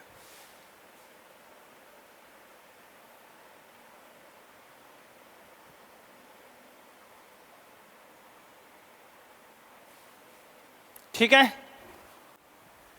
एक शब्द आता है हिमानीकृत गोलाश्म, हिमानीकृत गोलाश्म या मोरेन चट्टान, एक ही बात है, हिमानीकृत गोलाश्म या मोरेन चट्टान। मोरेन चट्टान नाम से पता चल रहा है। देखो, हिल स्टेशन पर जहाँ से नदियाँ बहती हैं, पानी झरने बहते हैं, उन चट्टानों को आपने देखा होगा। बर्फ़ और पानी से कटने वाली चट्टानों की आकृतियाँ अलग ही होती हैं। या फिर जैसे अपन हाड़ौती में कोटा बूंदी की तरफ जाते हैं, तो जहाँ जिन चट्टानों के ऊपर पानी बहता है, तो उन चट्टानों का कटाव अलग ही होता है। तो हिमालय की घाटियों में जब अपन जाते हैं और वहाँ जो बर्फ़ की चट्टानें पहाड़ों को काटती हैं पानी पिघलने से, तो उनकी आकृति अलग ही होती है। जैसे हवा से कटा है, भूकंप के झटकों से चट्टानें कटी हैं, तो सबकी जो शेप है वो क्या होती है, अलग अलग होती है। यहाँ जोधपुर का बाप बोल्डर क्षेत्र, ये देखना, बाप बोल्डर क्षेत्र जो है वो हिमानीकृत गोलाश्म या मोरेन चट्टानों के लिए विख्यात है। तो इन चट्टानों को देखकर ऐसा माना जाता है कि इतिहास में कभी यहाँ बर्फ से कटान हुआ है। अभी नहीं है, यहाँ अभी पानी की कमी है, लेकिन ये चट्टानें जो है वो बर्फ से कटी हुई मानी जाती है। समझ आएगी ना बात? तो देखो, हिमानी गोलाश्म, हिम किसको कहते हैं? आपको सेंटेंस लिखने की जरूरत नहीं है, बस इतना ही लिख लो। हिम किसको कहेंगे? बर्फ को। तो ऐसा लगता है इन चट्टानों को देख के जैसे बर्फ के पिघलने से इन चट्टानों में क्या हुआ है, कटाव हुआ है। और ऐसे फील्ड को हम क्या कहते हैं? हिमानीकृत गोलाश्म या मोरेन चट्टानों से युक्त। ये कौन सा क्षेत्र है? बाप बोल्डर क्षेत्र। कहाँ पड़ता है? जोधपुर में। तो बाप बोल्डर क्षेत्र किसके लिए विख्यात है? हिमानीकृत गोलाश्मों के लिए विख्यात है। ये पत्थर की ऐसी चट्टानें हैं जिनको देखकर ऐसा लगता है कि जैसे बर्फ से इनका कटा हुआ है। ठीक है ये भी चट्टानी मरुस्थल, पत्थर उभरे हुए हैं ऊपर, लेकिन ये पत्थर ऐसे लग रहे हैं जैसे पानी से कटे हुए हैं। ठीक है, तीसरा सवाल यहां से जो पूछते हैं वो पूछते हैं लाठी सीरीज।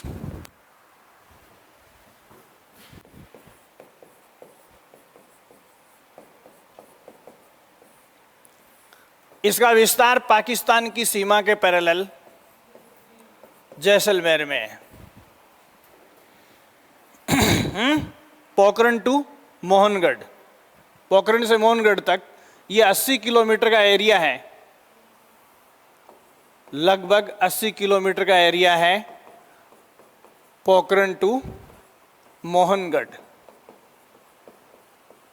इस पट्टी की क्या विशेषता है? देखो, इस पट्टी पर आपसे क्या सवाल पूछ सकते हैं। देखो, यहां जो भूगर्भीय जल स्रोत है, तो पुराने टाइम की जो सभ्यताएं हैं वो सारी की सारी नदी घाटियों के किनारों पर विकसित हुई है। तो यहाँ जैसे पश्चिमी झीलों का पानी अपन खारा मानते हैं, नमकीन है, लेकिन इस 80 किलोमीटर की पट्टी में जो भूगर्भीय जल है वो कैसा है? मीठा है। और इस मीठे जल स्रोत को प्राचीन सरस्वती नदी का अवशेष मानते हैं। अभी देखो जितनी नदियां हिंदुस्तान में बही हैं उनमें सबसे ज़्यादा रिसर्च किस पे चल रही है? सरस्वती पे चल रही है। तो कोई नई चीज़ भी आपको मिल सकती है, रोज़ आर्टिकल्स छपते हैं, रोज़ शोध होता है इसके ऊपर। तो ये कोई नया अगर आइटम इसके ऊपर अखबार में देखने को मिलता है तो आप उसको ज़रूर देखेंगे, ठीक है। तो प्राचीन सरस्वती नदी का अवशेष होने के कारण यहाँ के भूगर्भीय जल को, भूमिगत जल को हम क्या मानते हैं? मीठा मानते हैं। और इसीलिए यहाँ कुछ ऐसी वनस्पतियाँ पैदा होती हैं जो मीठे पानी में होती हैं या जिनको अपन पोषक मान सकते हैं। तो इनमें आपको दामन है, करड़ है, सेवण है, ये जो घासें हैं पशुओं के लिए पौष्टिक घासें मानी जाती हैं, ये घासें इस सीरीज में पैदा होती हैं, ठीक है। या फिर इसके अलावा जैसे थार का गड़ा, चंदन नलकूप को कहते हैं, चंदन नलकूप को थार का गड़ा कहते हैं। तो ये इसी क्षेत्र में पाया जाता है। यहाँ एक ट्यूबवेल मान सकते हैं, जो ये नलकूप लगा हुआ है उससे लगभग 2.25 लाख लीटर पानी रोज ड्रेन करते हैं, बाहर निकालते हैं पीने के लिए। थार का गड़ा, समझ गए आप? कहाँ स्थित है? लाठी सीरीज में स्थित है, ठीक है। तो आप इसमें सरस्वती नदी के अवशेष के रूप में, सरस्वती नदी के अवशेष के रूप में सरस्वती नदी के अवशेष के रूप में इस क्षेत्र में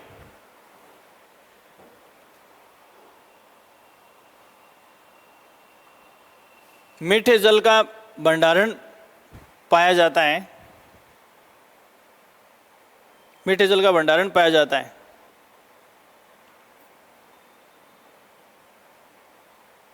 जहां दामन, करड़ व सेवण जैसी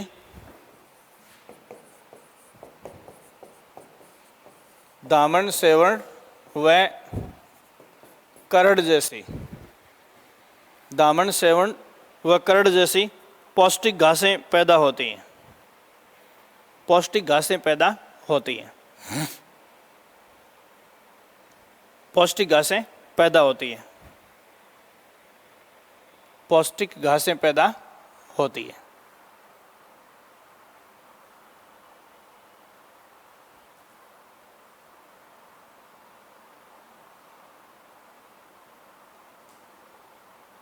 इसी सीरीज में या इसी क्षेत्र में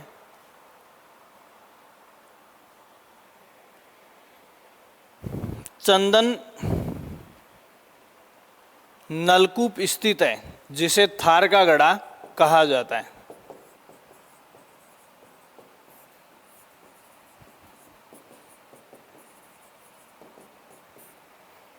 चंदन नलकूप स्थित है जिसे थार का गड़ा कहा जाता है। लगभग 2.25 लाख 2.5 लाख लीटर पानी पीने के लिए इस बोर से निकाला जाता है।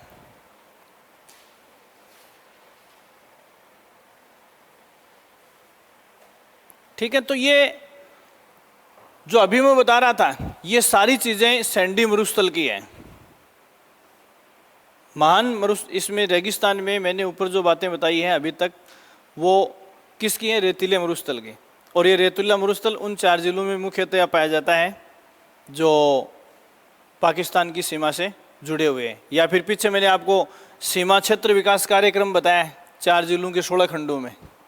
तो सीमा क्षेत्र विकास कार्यक्रम है वो इन्हीं 4 जिलों के 16 खंडों में जो पाकिस्तान की बाउंड्री पर जुड़े हुए हैं, या फिर ये जो फील्ड में आपको बता रहा था उसी में पाए जाते हैं। एक जैसे इसमें यहाँ की वनस्पति जो है वो कैसी है? जीरो फाइट नेचर की है। देखो, फाइट का मतलब होता है पौधा। फाइट का मतलब क्या होता है? पौधा। तो पौधा कहाँ उग रहा है, इस हिसाब से हम उनका वर्गीकरण पढ़ते हैं। जीरो का मतलब होता है रेगिस्तान, तो जीरो फाइट का मतलब हो गया मरुस्थलीय पादप, इनकी क्या विशेषताएं होती हैं? तो जैसे अगर हम IGNP से पहले की बात करें, अब देखो जैसे आज गंगानगर पूरा हरा भरा है, कैसे कैसे फल फ्रूट्स की खेती हो रही है, सबसे ज़्यादा पानी अपने यहाँ चावल को चाहिए, चावल पैदा हो रहा है वहाँ। लेकिन ये आर्टिफिशियल परिस्थितियाँ हैं। अगर नेचुरल परिस्थितियों की बात करें, जैसे एक सवाल पूछते हैं कि राजस्थान के किस जिले में सर्वाधिक आंधियाँ चलती हैं? गंगानगर। प्रकृति तो यही कहती है, ठीक है। तो यहाँ देखो जीरोफाइट प्लांट इस मरुस्थल की बहुत बड़ी विशेषता है। परफेक्ट जीरोफाइट प्लांट जो है वो अपन खेजड़ी को मानते हैं। खेजड़ी, बबूल, रोइडा, ये सब क्या है? जीरोफाइट प्लांट है। तो जीरोफाइट प्लांट की क्या विशेषताएं होती हैं? अब चाहे किसी भी अकेले पौधे की विशेषता पूछो, चाहे सभी की सामूहिक रूप से पूछो, तो इनमें कांटे होते हैं। कहाँ से आते हैं ये? जीरोफाइट प्लांट्स में कांटे कहाँ से आते हैं? हैं?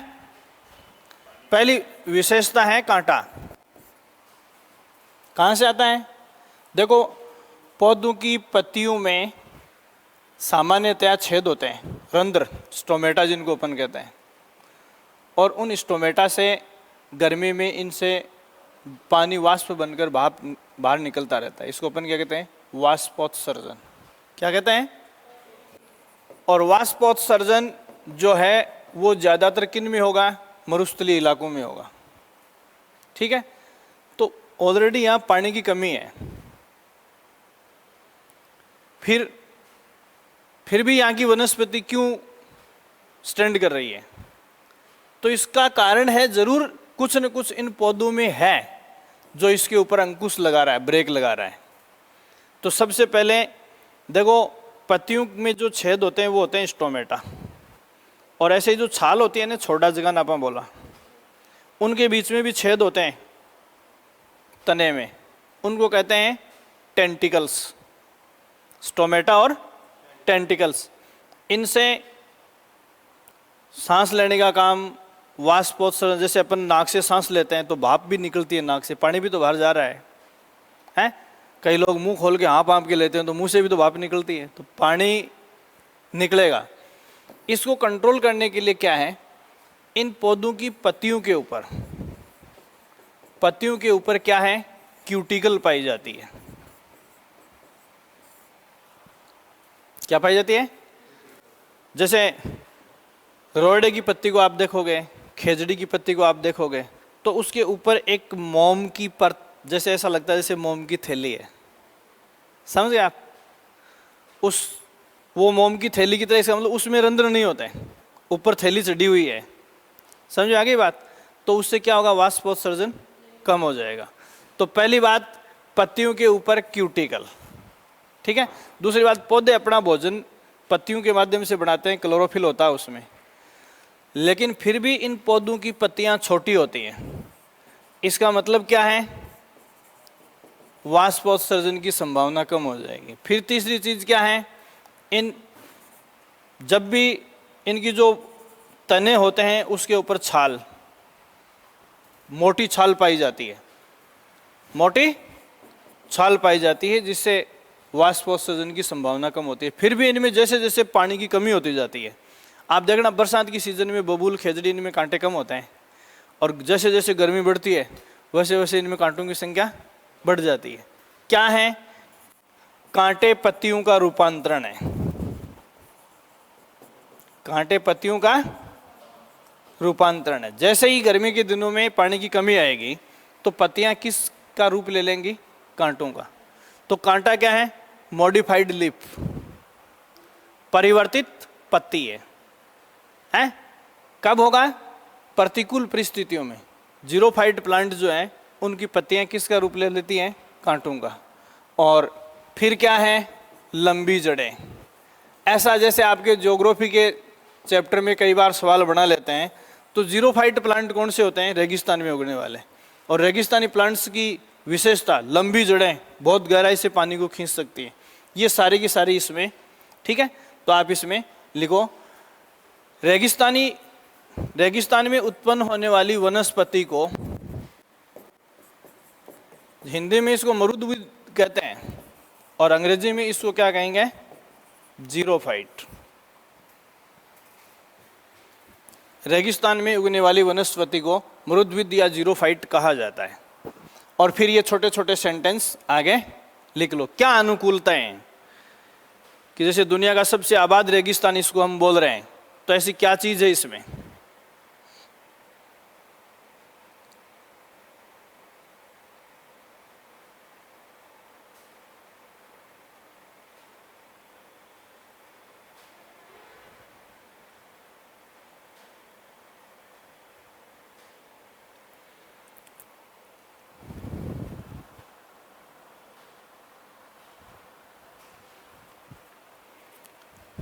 ठीक है, इसके अलावा देखो कई बार ज्योग्राफी के चैप्टर में छोटी मोटी और चीज़ पूछ लेते हैं प्लांट्स के बारे में। जैसे मैंने आपको बताया कि कैसे स्थान के ऊपर वो वनस्पति उगती है, उद्भूत होती है, उसके हिसाब से। कई बार अपने यहाँ ऐसा देखा है कि जाटी के ऊपर पीपल उगा हुआ है, देखा है क्या? उसको क्या कहोगे? हैं? विकास के ब्याह हो जाए पीपल को और जाटी को, हैं होया करेगा यार। क्या की बावली बात करे, पीपल को और पीपल को तो हंस गए हैं। देखो एपीफाइट, एपीफाइट को हिंदी में कहते हैं अधिपादप। अधि का मतलब क्या होता है हिंदी में? ऊपर।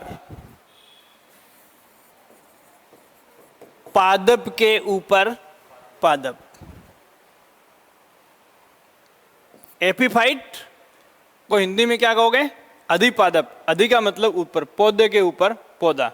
अब वो बरगद पे खेजड़ी उगे, खेजड़ी पे बरगद उगे, पीपल उगे, कोई फर्क नहीं पड़ता उससे, ठीक है ना। ऐसे पौधों को हम क्या कहते हैं? एपीफाइट कहते हैं। ये कैसी रिलेशनशिप होती है? ये इनका सहज जीवन होता है। जैसे खेजड़ी के ऊपर पीपल पैदा हो गया तो पीपल की पत्तियां चौड़ी होती हैं खेजड़ी की, तो खेजड़ी का काम है नीचे से लवण और पानी खींच के देना, और उस पीपल का काम है हरी पत्तियों से भोजन बना के उसको सप्लाई करना। ये कोऑपरेशन है उन दोनों का, सहजीवन। सहजीवन उसको कहते हैं जिसमें दोनों जीवों का क्या होता है? फायदा होता है, ठीक है। जैसे अपने सिर में जूं पड़ जाती है तो सिर में जूं पड़ती है, पैरासाइट रिलेशनशिप है। पैरासाइट रिलेशनशिप या परजीवी व्यवस्था उसको कहते हैं जिसमें एक को फायदा होता है, दूसरे को नुकसान हो भी सकता और नहीं भी। समझ में आ गई बात? तो सिर में जूं, ठीक है। अपने रजगे के ऊपर जो अमरबेल आती है जिसको साइंटिफिक भाषा में कसकुटा कहते हैं, अमरबेल देखिए ना, जिसको अपन कसकुटा कहते हैं, उसमें जड़ों की जगह सुइयां सी होती हैं, रजगे के तने में चली जाती हैं और उससे शोषण करती हैं। कैसा है? पैरासाइट रिलेशन है। रजगे को उससे कोई फायदा नहीं है क्योंकि उसमें हरी पत्तियां नहीं है कि कोई फोटोसिंथेसिस या प्रकाश संश्लेषण करेगी, तो ये परजीवी रिलेशनशिप है, ठीक है। सहजीवन वो होता है जिसमें दोनों का फायदा हो। जैसे अपन ने खेत में चने, मूंग, मोट इनके पौधों को उखाड़े होंगे तो इनकी जड़ों में गांठें सी होती है ना। दलहन फसलें सारी, दलहन फसलें सारी जिनकी जड़ें गांठों के रूप में फूली हुई होती हैं, उनमें बैक्टीरिया पाए जाते हैं, जीवाणु। कौन सा? राइजोबियम, ठीक है। अब राइजोबियम का और उस दाल के पौधे का आपस में सहजीवन है, सिम्बायोसिस रिलेशनशिप। इसका मतलब क्या है कि जिस पौधे की जड़ों में वो जीवाणु रह रहे हैं, उस पौधे ने उन्हें रहने के लिए घर दिया है, नमी दी है, घर बनाने के लिए जगह दी है। बदले में वो क्या देंगे? आपको पता है पौधे वायुमंडल में सबसे ज़्यादा मात्रा में नाइट्रोजन गैस है, लेकिन नाइट्रोजन गैस का पौधे सीधा इस्तेमाल नहीं कर सकते। जब तक नाइट्रोजन, जिसको अपन NO2 N2 कहते हैं, क्या कहते हैं? N2, ये NO3 नाइट्रेट के रूप में कन्वर्ट नहीं होगा, तब तक पौधा उसका इस्तेमाल नहीं कर सकता। जैसे घर में अपने गेहूं का आटा पड़ा है और ना चूल्हे के पास लकड़ी है ना सिलेंडर में गैस है, तो आप उसको फाँक सकते हो क्या? कोई काम का नहीं हो। तो कहने का मतलब ये है, हाँ बाजरे का पड़ा तो फिर भी घोल के पी सकते हो आप, हैं? नाइट्रेट तो वो क्या करेगा, वायुमंडल से या मिट्टी की जो नाइट्रोजन है उस नाइट्रोजन को वो क्या करेगा, नाइट्रेट में कन्वर्ट करता रहेगा। मतलब जो यूरिया डीएपी का काम होता है वो कौन करता रहेगा, वो बैक्टीरिया करता रहेगा। तो ये क्या है, सजीवन है। अब बताओ मियाँ बीवी की रिलेशनशिप कैसी है, परजीवी है, सिम्बायोसिस है, कैसी है, हैं? परजीवी, ठीक है ये चीज। इसके अलावा जैसे एक होता है लिथोफाइट। कई बार ऐसी चीजें, लिथो किसको कहते हैं, चट्टान को कहते हैं। लिथो किसको कहते हैं, चट्टान को। तो चट्टानों पर उगने वाले जो वनस्पति है, तो जैसे पहाड़ी प्रदेशों में अपन जाते हैं तो जैसे जिसको अपन पत्थर चट्टा बोलते हैं ना, तो पत्थर चट्टा क्या है, एक लिथोफाइट प्लांट है। चट्टानी वनस्पति जो चट्टानों के ऊपर उगती है उसको हम क्या कहते हैं, लिथोफाइट, ठीक है। ऐसे ही एक होता है हेलोफाइट। क्या होता है, हेलोफाइट। हेलो किसको कहते हैं, हेलो नमकीन दलदल को कहते हैं।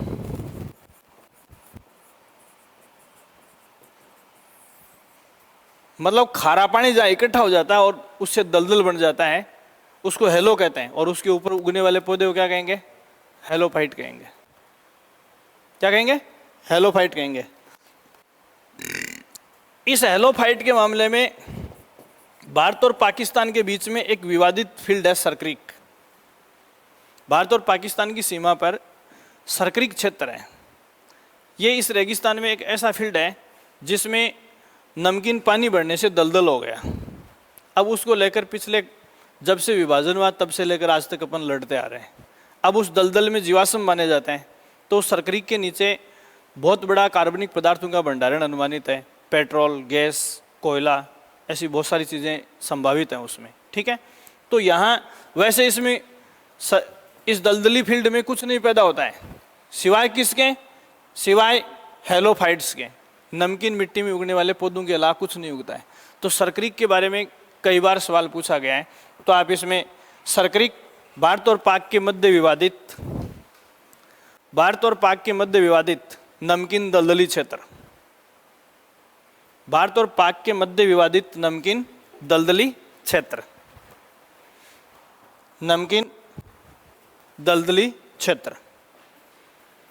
जो सवाल आता है सिर्फ उसका हिंट दे लो, बाकी चीज समझ के छोड़ दो आप। अगली बात क्या हो सकती है इसमें, जैसे फाइट की अपन बात करें तो ये देखो,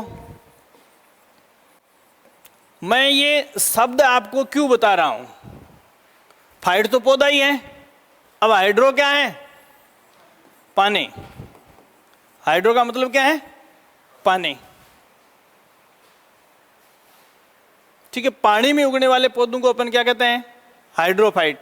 जैसे हाइड्रीला है, क्या है, हाइड्रीला जलीय पादप है।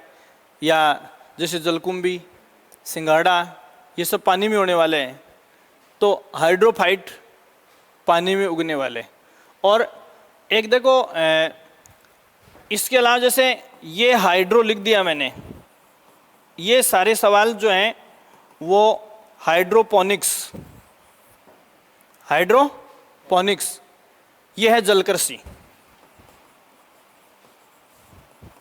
जैसे मैंने अभी आपको बताया सिंगाड़ा हाइड्रोफाइट है और पानी में हम सिंगाड़ा पैदा करते हैं, ये कृषि तकनीक क्या है,